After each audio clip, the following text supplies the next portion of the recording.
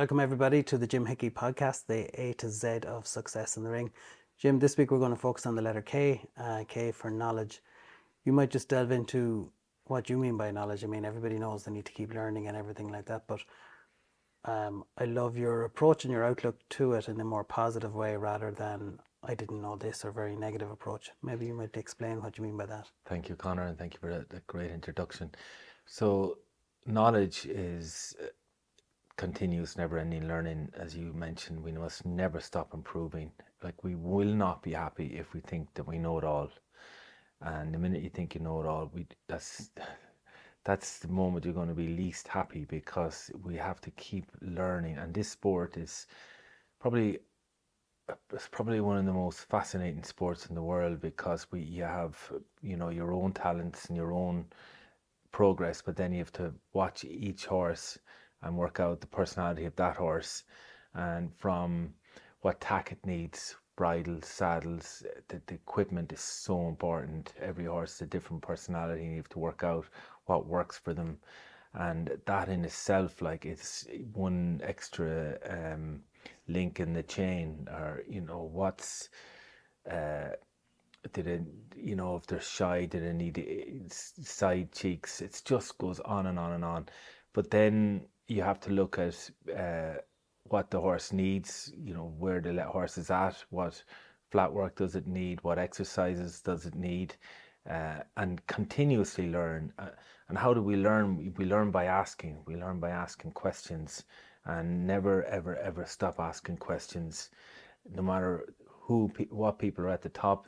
Ian Miller, I'm lucky enough to know Ian very well, and he would say he never stops learning, never stops. It's a continuous journey.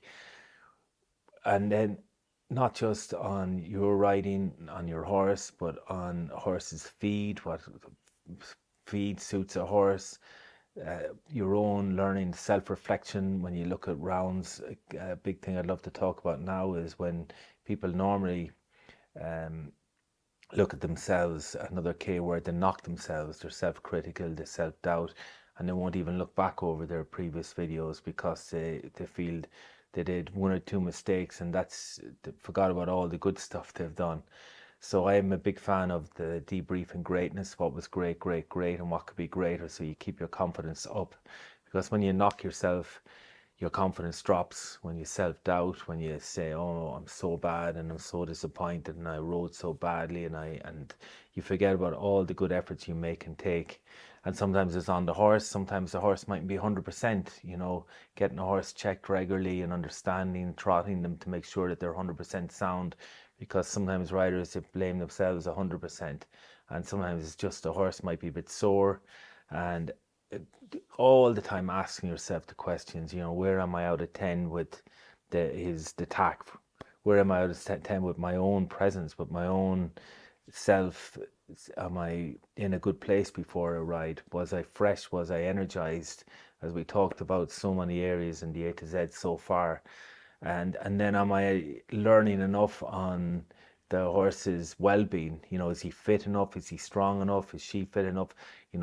What do I need to do differently? Deep discussions with your trainer, and understanding vets reports, understanding teeth, understanding every, the conditions, what suits him, what doesn't suit him or her. And then when you think that you know it all, you go deeper and deeper and deeper and deeper. But the best way to find out is to ask yourself, where am I out of 10 in my knowledge of this? Where am I out of 10 in the knowledge of that? And you know the answer inside. And if you're 6, 7, 8, and you need to ask more, or you need to do research online, or you need to study more of your role model. So many great exercises out there, so many great psychology tips. It just goes on and on and on. But the hunger to learn, the hunger to get better, the hunger to improve. And I never feel, oh my God, I don't know anything, I don't know enough. Once you're learning 1% a day, once you improve millimeters, is all continuous, never-ending learning. That's the benefit of knowledge, and that's what brings excitement. That's what brings, what can I learn from that? You know, what can I take from it? What are my takeaways? Instead of saying, oh God, I'm done. I just can't do it. It's just it went wrong, and it's black and white. No, it's a journey of continuous never end. And again, as I spoke earlier, and you rightly said it, progress is happiness.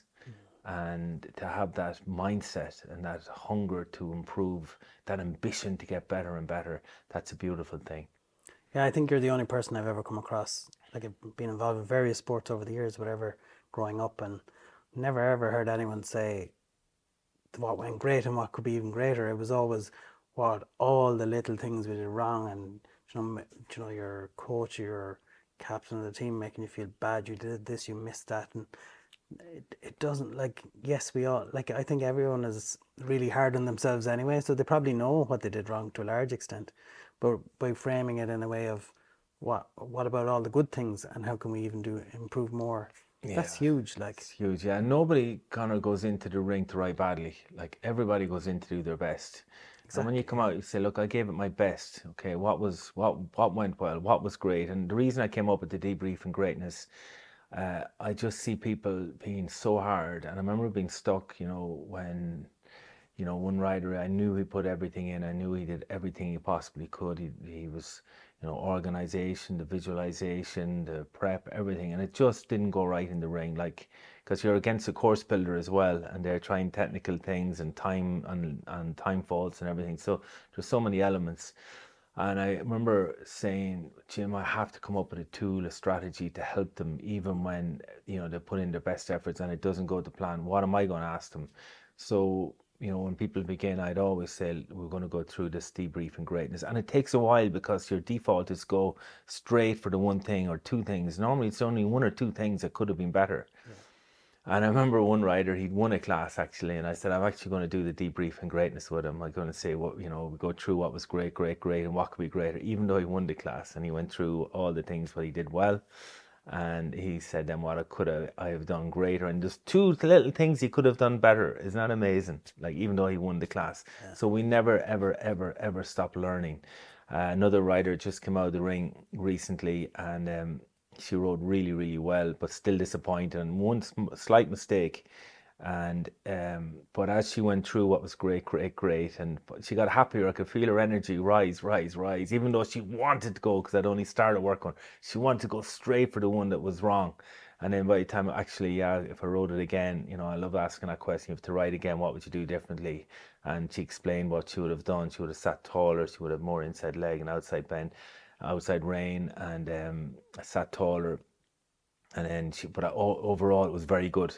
So her energy shifted, and that's so important to know under K again, that knowledge, how you use knowledge, and how you use it to energize you, not to de-energize you, Yeah, deflate you. Like, it's like deflate. being in school, and you might have got, as a kid, like, you might have got 95% or 9 out of 10 in the spelling test or whatever. But, like, you go home and the first question you're asked is, well, what one did you get wrong? And you're like, well, but I got 9 out of 10. I got Yeah, 95% or whatever yeah. I got. But, like, it's still ingrained in us where Great. And it's no one's fault, Connor. Everybody, we've just these high standards, but you praise the effort. You praise the effort. And of course, you want the result. And again, as we talked about the journey, the joy of the jumping journey, to enjoy the journey, that's so important to keep that. And then you get more fulfilled, you get more back. And not only that, your animals feel it. When you're on when I'm at when people come out at the in gate and they're so disappointed, you can feel the horses nearly feeling it. Like, they can feel that energy. They picked up that sadness, that disappointment. And it's just lovely. I love helping riders to shift that mindset, to shift that negative energy, and to look at what was great, great, great, and what could be greater. And they don't know any better. Like, so I feel privileged. Like, I live to give these tools because I want people to, and their horses, each animal, to be happier. Jim, that's really interesting. Your approach about being so positive, but really focusing on the effort as well as whether it's good or bad, and improving that. I suppose the closest thing I heard to that would have been with Coach John Wooden in America. He had different college teams every year. I think he won 13 straight championships with different players. And you say, well, how did you manage to do that? And how he did it was he made them focus on the knowledge, their skills, their fundamentals, their approach, that they gave it everything on the court, no matter what way things went, so that they would debrief afterwards saying, all right, we lost the game, but you gave it your all and you learned this and you learned that, and that's great. But equally, if he felt they won the game but they didn't deserve to win it, that they didn't put in the right effort, or they didn't learn the way they learn from their mistakes, that's when he would say, no, we need to improve that regardless. So he was more focused on the progress and the outcome and improving, rather than we have to win the game. And ironically, that made him the most winningest coach That's probably in amazing. history. That's amazing. Yeah, I know it's all about the effort and learning and your attitude to do that, because when you get disappointed and when you get frustrated, it takes so long. It takes 10 positives to get up from one negative. So when you go through what was great, and what could be great, of course you're going to be frustrated. Like it's an emotion, but not to dive deep into, depression, how bad it was. It's just, okay, this was good, this was good, this was good. And again, only like I hear it so many times on the phone when I'm not at a show and the writers are giving their debrief, and I'd say, can you do your debrief in greatness? When you get time, send me a voice note, and I can hear the energy pick up. Well, that was good. This line was good. That number was good, and I rode well for that. And then they talk about the one, near a jump or two jumps, whichever it might be, and then they keep going. They realize actually they did ride very, very well, because talking positively uplifts us, and it's healthy. It's therapy to talk in a positive mind frame, and then what could be better?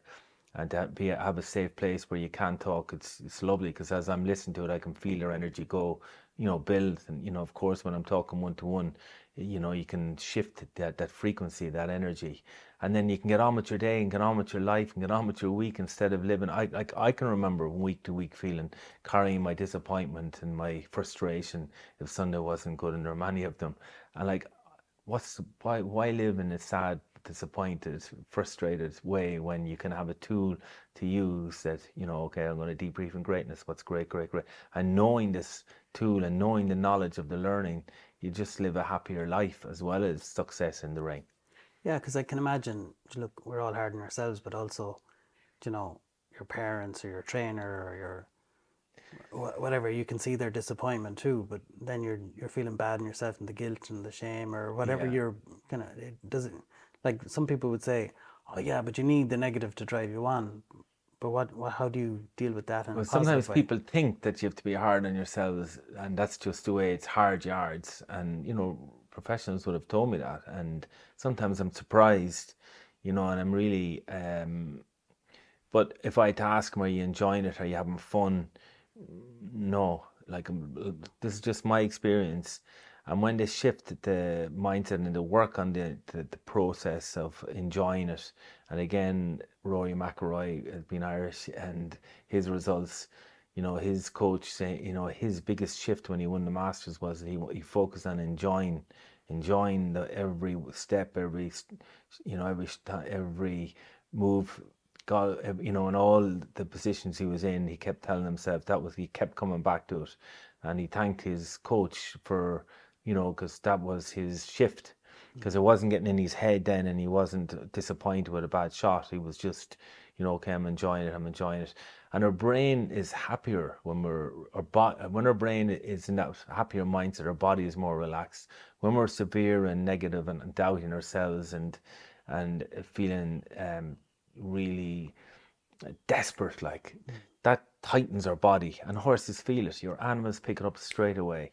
So training your mindset and feeling relaxed, and using the tools, and then feeling it in your heart, that excitement, that happy chappy kid when you started, that will be transferred to your animals. So knowing these techniques and studying again your own rounds and looking back and practicing your debrief. So when you get to the ring, and when it happens in real life, you say, okay, this was great, especially if you trot off your horse when you come out and you're trotting around and walking around. Keep going through what was great, not on the negative, but everything you did good. And then what could I do better to ride it again my next class, or tomorrow when I ride, I'm going to do this differently. Yeah, I think you're so right. Like when you know yourself, when we get too controlling, too negative, too like I'm going to make this happen, and There's no flow. you just get completely rigid, and Rigid, yeah, exactly. that can't help really, Yeah, can it? 100%, Connor, yeah. Yeah. Maybe you might bring us through a meditation Yeah, here around that. absolutely. So awareness is curative. So once you're aware that you're not going to knock yourself, so we're on K, knock yourself, and you're going to know that not the knowledge of the debriefing greatness, going through what was great, helps you be positive, helps you be confident, helps you to get back on track, get back on the horse again, so you're not going down this negative, depressed, falling off the cliff spiral. Like, these are the calls I get, and I would love you all, as you listen and you watch, to know that it's a game changer. So what I'm going to do in your meditation, I'm going to drop it into your subconscious, so that if we can all just put yourself at ease wherever you are. Just make yourself comfortable, become aware of this is your gift to yourself. So breathing in calm, relaxed energy. And again, pull in if you're driving, listening to this podcast. Breathe calm energy into your body. Feel your whole body relax into your seat. Breathing into your shoulders. Breathing into your mind. Breathing into your neck. Breathing into your upper body. Breathing into your lower body. Calm, relaxing energy all the way down your right leg, left leg. Smiling, relaxing. Feel your forehead relax, your cheek bones relax. Your neck, shoulders again relax, and double that feeling of your upper back relax, your lower back relax, your right leg, left leg, right foot, right hand, left hand. Breathing, be consciously aware, observing your breath, noticing your breath, and as you breathe, just feel this new energy of the knowledge of being kind to yourself, the knowledge of knowing you're not going to knock yourself, the knowledge of knowing that the secret to not doing any of these negative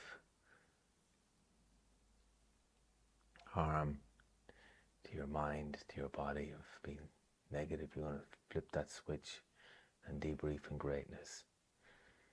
So as you breathe, just knowing that your new awareness, this new learning, you know that it's going to be filled with knowing that you're going to go through what's great, always.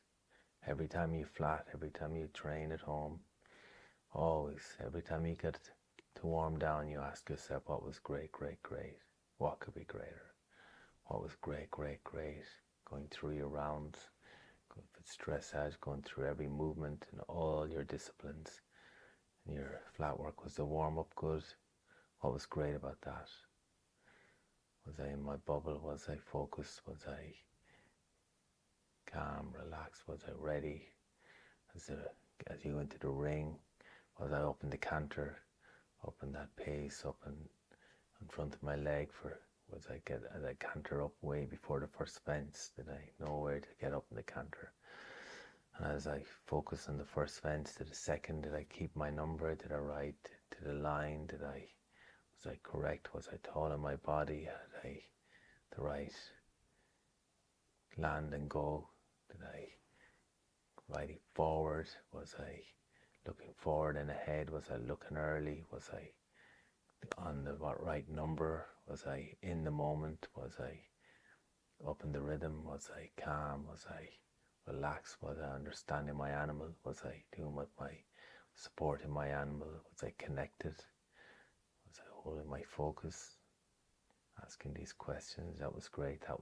Yes, that was great. I did that well. I did this line good. I did that oxer well. I did that in and out well. I did that combination good. That was great. Okay, what could be great? If I had to write it again, I would have